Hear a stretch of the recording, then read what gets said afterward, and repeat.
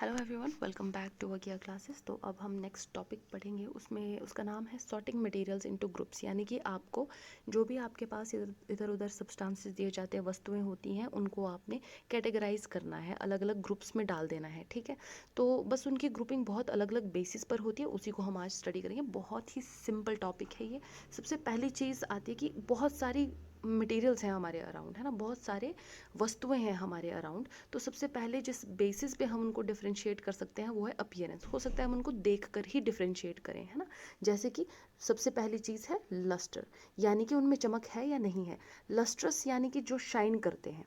तो शाइन करने वाले क्या होते हैं? यूजुअली मेटल्स होते हैं, धातुएं। फॉर एग्जांपल आयरन, ठीक है, तो ये चमक देने वाले धातु हो गई। देन वी हैव नॉन लस्टर्स, ये यूजुअली इनमें कोई चमक नहीं होती है, इसमें नॉन मेटल्स आते हैं, यानी कि जो धातु नहीं है आपके पास। फॉर एग्जांपल वुड हो गया, है ना, लकड़ी।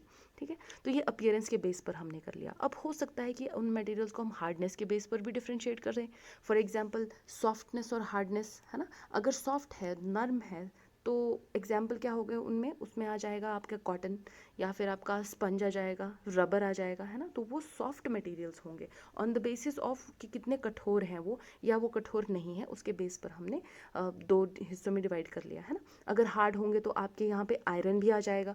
जो आयरन कहाँ था? लस्टर में था, है ना। बट आयरन के साथ साथ यहाँ पे वुड भी तो आ सकता है, वो भी तो हार्ड है ना। और वो किस में आया था? अपीयरेंस के बेस पे वो अलग अलग हो गए थे, आयरन और वुड। बट हार्डनेस के बेस पे आयरन और वुड एक साथ आ गए, है ना। बस इतनी सी बात है कि हमने यहाँ पे सिर्फ हार्डनेस के बेस पर ऑब्जेक्ट्स को डिफ्रेंशिएट किया।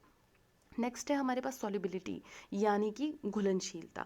देखेंगे कि अगर मटेरियल घुलनशील है तो उसको हम सॉल्युबल में डालेंगे, यानी कि वो डिसॉल्व कर रहा है तो सॉल्युबल में डालेंगे, डिसॉल्व नहीं कर रहा है तो इनसॉल्युबल यानी कि अघुलनशील में डालेंगे।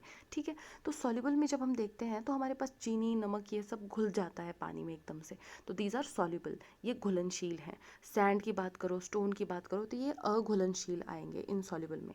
ठीक है, then we have next transparency, कि उनके आर पार दिख रहा है या नहीं। उस बेस पर हम इनको तीन हिस्सों में डिवाइड करते हैं, मटेरियल्स को तीन कैटेगरीज में डिवाइड करते हैं, ट्रांसपेरेंट, ट्रांसलूसेंट एंड ओपेक। ठीक है, ट्रांसपेरेंट की बात करें तो प्लेन ग्लास हो गया आपका, जो जिस पे कोई भी शेड नहीं है। ट्रांसपेरेंट यानी पारदर्शी, आपको साफ साफ इधर उधर दिखाई दे रहा है। ट्रांसलूसेंट यानी आपको इधर उधर नहीं दिखाई देगा आसानी से, थोड़ा धुंधला दिखेगा, अर्ध पारदर्शी बोल सकते हैं। फॉर एग्जांपल प्लास्टिक हो गया, या टिंटेड ग्लासेस जिनमें हल्की सी शेड रहती है ग्लासेस में।